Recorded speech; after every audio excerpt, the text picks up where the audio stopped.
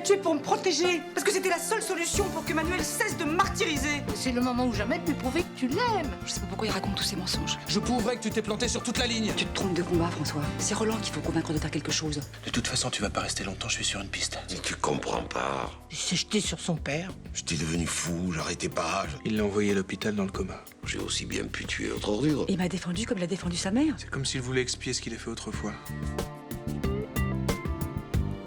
Qu'est-ce que tu comptes faire avec le futur plan d'urbanisme du Mistral?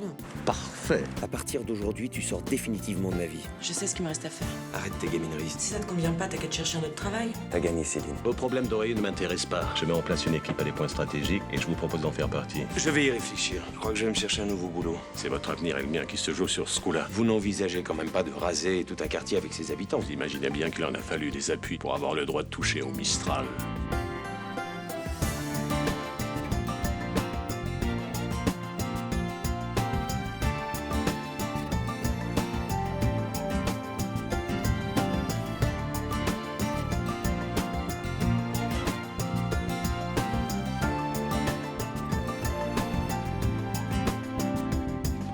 Nous avons acheté environ 80 immeubles dans le quartier. 83 pour être précis.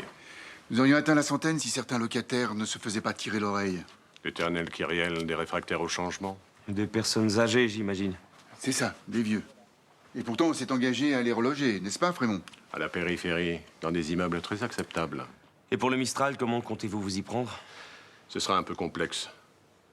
Disons que nous allons nous appuyer sur cette réserve foncière pour transformer l'arrondissement en un vaste ensemble d'équipements haut de gamme. Vous n'allez pas tout démolir, quand même. Avec discernement. On ne fait pas noblette sans casser les œufs. C'est comme ça qu'on dit en France, hein? On peut dire ça, oui. Ah! Je vous laisse. Mon avion est dans 2 heures et je dois passer à mon hôtel. J'espère vous revoir bientôt, monsieur. Au revoir. Frémont, vous me tenez au courant très rapidement? Ouais. Asseyez-vous.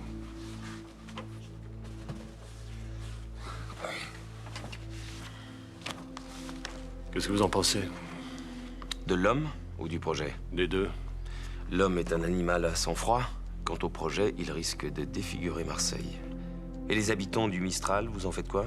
Arrêtez de vous noyer dans les détails, voulez-vous?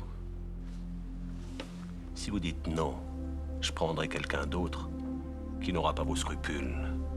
Au moins, si c'est vous, vous pourrez limiter la casse.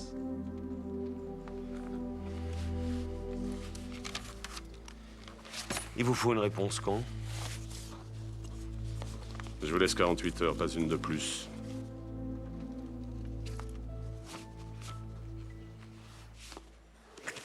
J'ai communiqué la proposition que vous avez signée. Et je pense que tout devrait se passer dans les meilleures conditions. Je n'en doute pas. Comme je l'ai dit à Frémont, je suis en toute confiance avec vous pour régler au mieux mon divorce. Merci. Il vaut combien? Qui? Frémont. Ah, ça, il faudrait lui demander directement. Ses collaborateurs ne sont pas au courant de ses affaires. C'est drôle que vous refusiez de répondre à une question aussi anodine. Je suis sûr qu'il y a plein de gens à Marseille qui le savent. Mais à manque de peau, vous êtes de Paris. J'étais. Ça fait quand même quelques mois que j'habite le Mistral maintenant, donc je suis presque du coin. Monsieur Chaumette, je vous rappelle que Frémont, c'est mon patron. Ça vous suffit ou faut que je développe? Alors? Quoi? Ah bah, alors? Alors, il vous arrête, vous. Et encore, je me freine. Tiens, je vous offre un croissant? Tentative de corruption de stagiaire. En quelque sorte. Le cabinet Frémont, c'est le plus important de la ville, n'est-ce pas? Et même de toute la région. C'est dû à quoi, d'après vous? Ça, je peux vous le dire, il le raconte dans tous les interviews qu'il accorde. Primo, je parle pas de moi, je suis qu'un stagiaire. Mais tous ses collaborateurs sont des pointures. Les meilleurs, au top, il les prend. Secondo, avec le temps, il s'est constitué un relationnel comme aucun de ses confrères n'en a. Il a un beau carnet d'adresses. Ouais, il est intime avec tout ce qui compte ici. Tu m'étonnes, il connaît tout le monde. Des journalistes, des hommes d'affaires, des politiques. Ouais. Il est au mieux avec les élus municipaux. Municipaux, régionaux, nationaux même. Il réveillerait le président de la République à 2 h du mat s'il était sûr que ça lui fasse gagner une affaire. Parlez de Frémont, hein, c'est ça. Hein. Pas du tout. Vous avez tort de me prendre pour une courge. Frémont, je l'ai connu, il était encore en culotte courte. Alors vos histoires d'avocat vedette, alors laissez-moi rire, hein. Pas à moi, à d'autres. À vous, le belâtre, venez avec moi. Je vais vous montrer une chambre. Pardon? J'ai dit une chambre, pas mes estampes japonaises.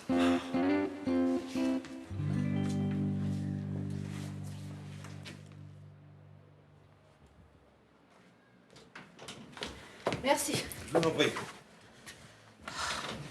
J'espère que Myrtha va pas m'en vouloir.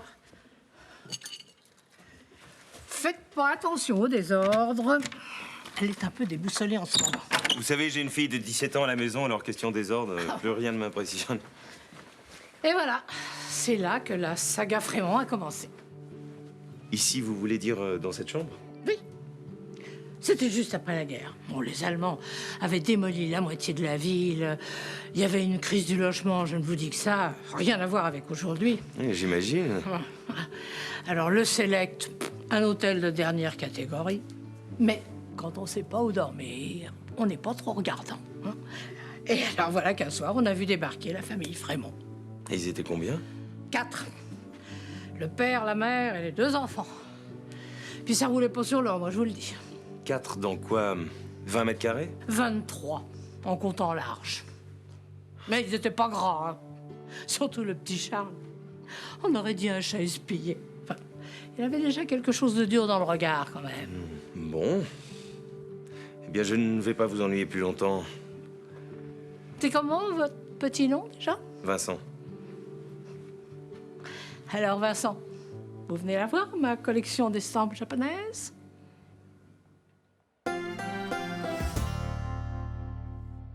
J'ai dû les étendre sur les toits, à l'ancienne. Ils sont bons, c'est quoi? Secret professionnel. Roland a parlé. Une vraie tombe. Oh, s'il continue à se taire comme ça, on court à la catastrophe. Hein. On dirait qu'il fait tout pour s'enfoncer. Tu sais pourquoi? Je sais pas si je peux. Tu dois. Je suis son avocat, non? Écoute, je voudrais pas faire de la psychologie la petite semaine. T'inquiète, ça vaut la vie de certains soi-disant experts. Vas-y. Roland pense qu'il est très violent. Ça remonte à sa jeunesse. C'est une crème. Bah oui, je sais, mais il est persuadé du contraire. À cause de quoi?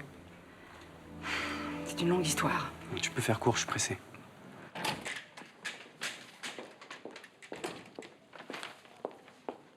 C'est pour moi?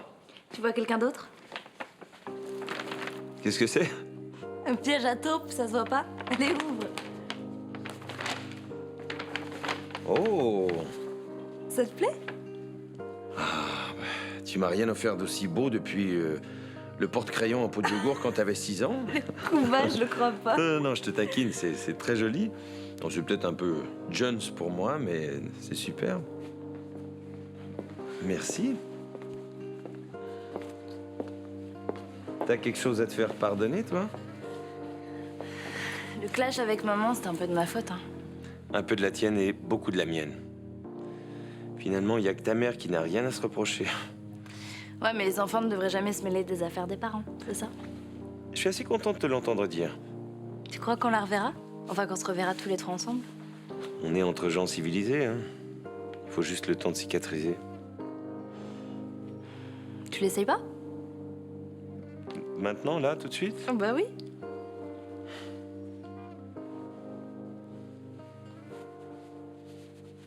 Yo! Et Roland s'est toujours reproché cette violence. Alors quand il a vu Manuel me brutaliser, il s'est vu 40 ans en arrière. Bon, il faut absolument qu'il raconte ce qui s'est passé. Même s'il est responsable de la mort de Manuel, c'est la seule façon de requalifier les faits. En quoi et blessure ayant entraîné la mort sans intention de la donner. Oui, tu le connais, il est buté. Je connais surtout la seule personne qui peut le convaincre. Qui? Mais toi? Mais on m'accordera jamais un droit de visite. Julie. Comment tu le fais?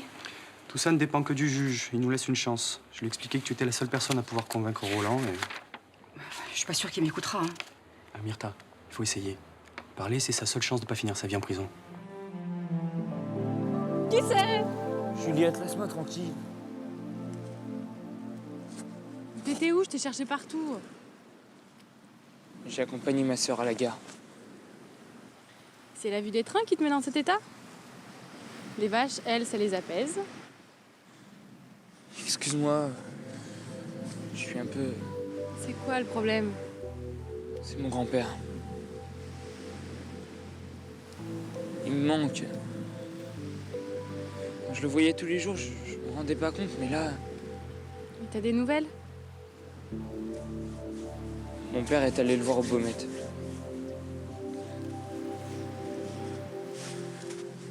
Du coup, la pique.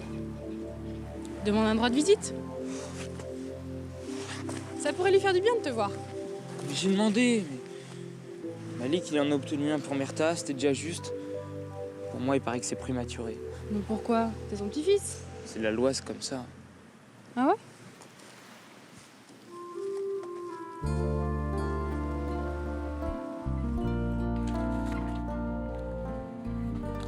Tiens, tu te rappelles que tu as un père? Difficile d'oublier, on n'arrête pas de se croiser à la maison. Que me vaut l'honneur de ta visite? Tu as besoin d'une moto, d'un séjour aux Caraïbes, d'un lecteur PM3? MP3, papa. Tu me trouves si futile? Une femme qui serait pas un peu futile, faudrait l'empailler pour la mettre au musée. Oh, est-ce que tu peux être macho? À côté de toi, l'homme de Cro-Magnon était un modèle de féminisme. Hein. Mais t'es complètement à côté de la plaque. Roland Marcy, ça te dit quelque chose? Évidemment, c'est le cabinet qui le défend. T'intéresses à mes clients, toi? C'est nouveau maintenant. Mais non, les autres, je m'en fiche. Mais là, je connais son petit-fils. Et? Bah, son grand-père est en détention provisoire. Faut absolument que tu lui obtiennes un droit de visite. Impossible à ce stade de l'enquête. Qui dit ça? La loi. Le code de procédure pénale, en l'occurrence. La loi. Tu m'as toujours dit qu'un bon avocat s'arrangeait avec. Au civil, on peut. Au pénal, c'est autrement plus compliqué. Surtout dans une affaire de meurtre. Eh ben, fais jouer tes relations. Non. Le cabinet a déjà pris beaucoup trop de risques dans cette affaire. Avec le fils Marcy, avec sa compagne. Pour ton ami, désolé, je peux rien faire. Papa, il est traumatisé par l'arrestation de son grand-père. Il s'en remettra.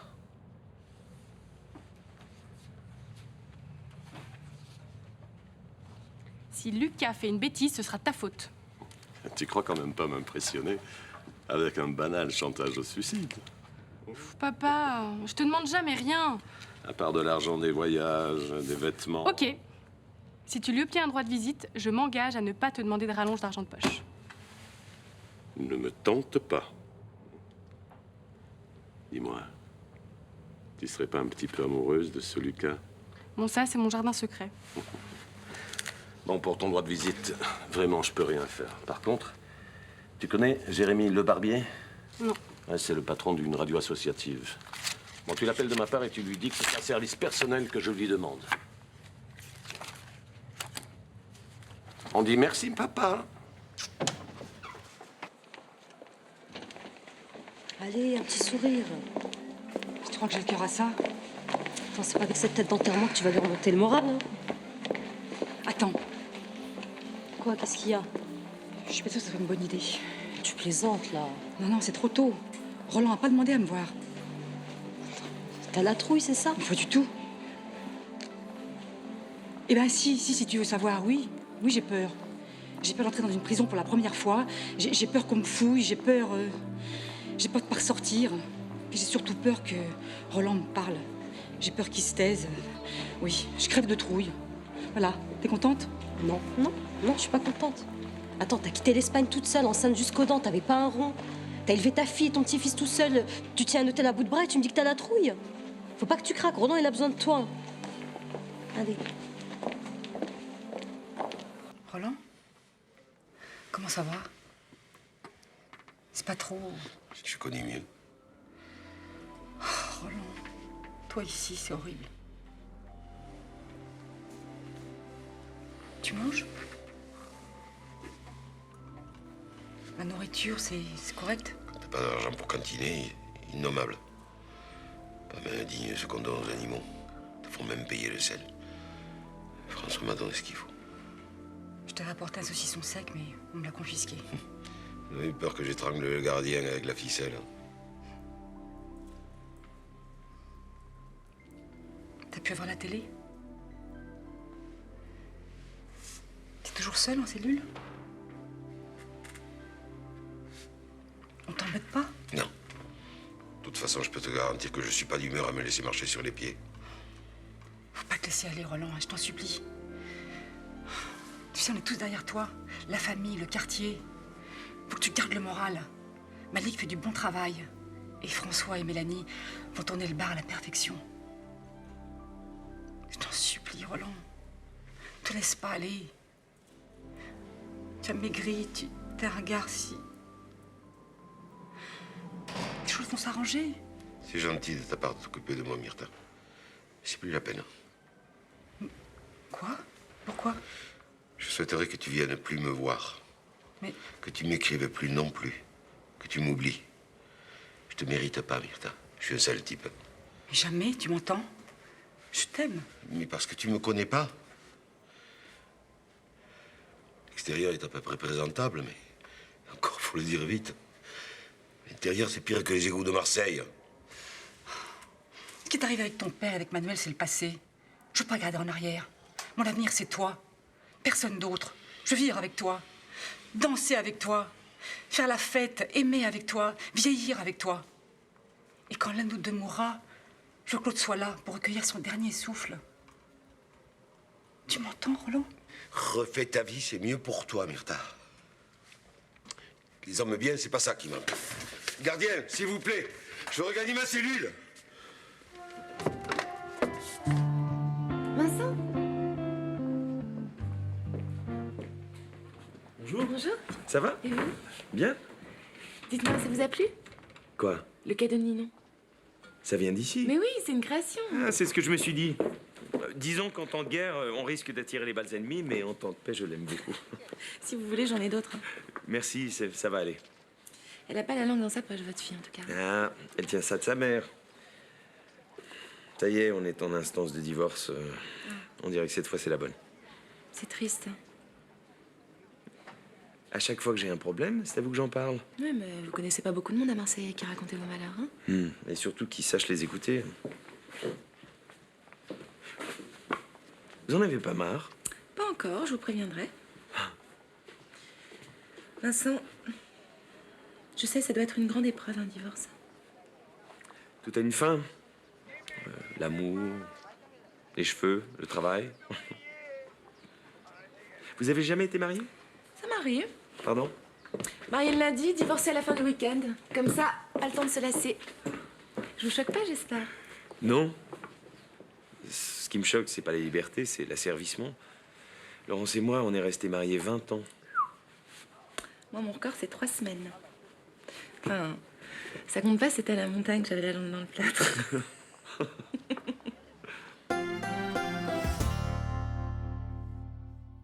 Attends, et il a tout de suite été d'accord. Il s'est même débrouillé pour que tu passes ce soir. Ils ont une liste d'attente, je te dis pas. Hein.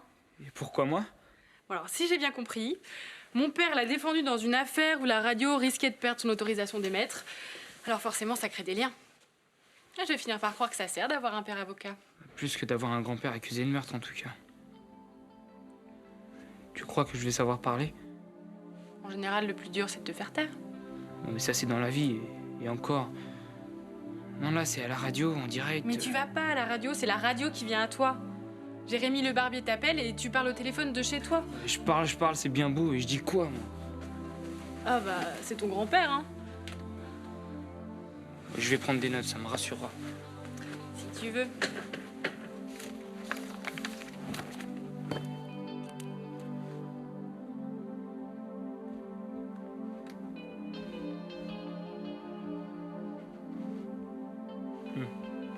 Tiens, si je commençais comme ça. Tu plaisantes? Quoi, c'est pas bien? Mais Lucas, c'est ridicule.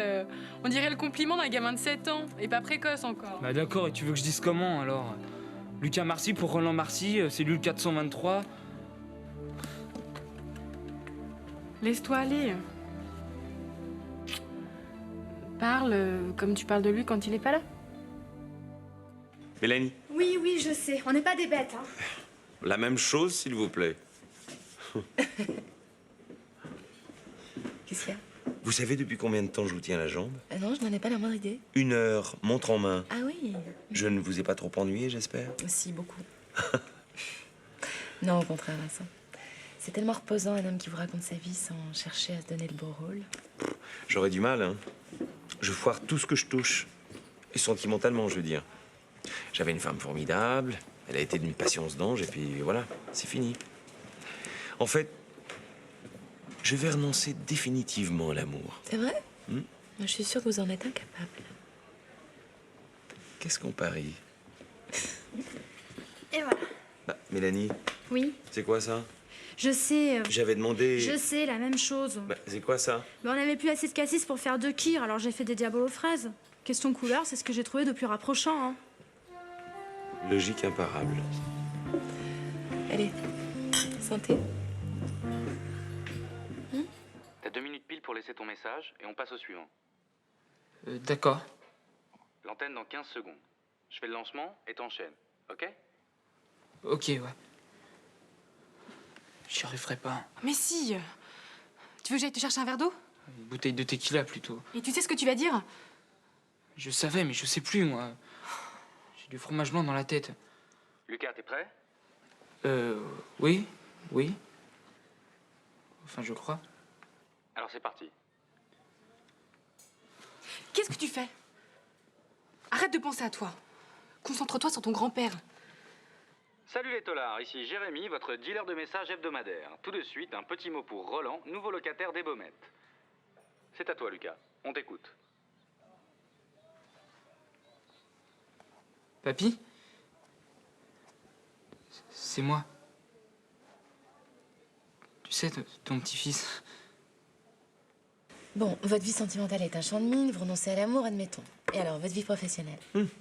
C'est pire. Vous exagérez pas un peu, là? À peine. Mais heureusement, on vient de me faire une proposition que je ne peux pas refuser, comme dirait Don Corleone. Don qui? Et Corleone et Marlon Brando dans Le Parrain. Ah oui, d'accord. C'est bien payé? Plus que ça. Donc vous acceptez? Je ne sais pas. Pourquoi? C'est pas de l'argent honnête? Oh, l'argent honnête à 100%, ça n'existe pas. Non, ce qui me déplaît, ce sont les arrière-pensées de celui qui me propose le job. Non, non, alors vous refusez. C'est 50-50. Il y a aussi à la clé un boulot de création dont tous les architectes ont rêvé un jour. Est-ce que vous pouvez être compliqué, Vincent? C'est mon fils. Écoutez, il parle à son grand-père. Même quand t'as 42 fièvre, t'arrives pas à rester dans ta chambre. Alors là, te savoir derrière les barreaux, ça me... Papy, tu sais à quoi j'arrête pas de penser depuis qu'ils t'ont mis là-bas? Au vélo que tu m'as offert, pour mes 8 ans.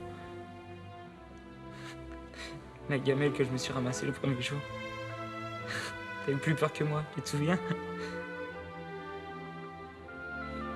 Et l'automne, quand tu me traînais aux champignons. T'inquiète pas, je dirai rien. Les coins et girolles, c'est un secret. Ça se transmet que de grand-père à petit-fils. Papy, tu me manques. Tu sais pas à quel point tu me manques. Quand t'es pas là, c'est moi qui suis en prison. Alors si tu te bats pas pour toi, fais-le pour moi. Hein? Merci Lucas. Et maintenant, un message de Marie pour son Uber préféré qui est incarcéré au Baumettes. Je vais parler au capitaine Castelli! Léo Castelli! Tu comptes monter jusqu'où comme ça? Jusqu'à ce que ça s'écroule. Qu'est-ce qui t'arrive? T'es plus comme avant. Parce que tu me connais pas depuis assez longtemps. Je sais pas, t'es distant. Quand je te parle, t'es ailleurs. Je sais que tu vis des trucs durs en ce moment, mais y a rien d'autre.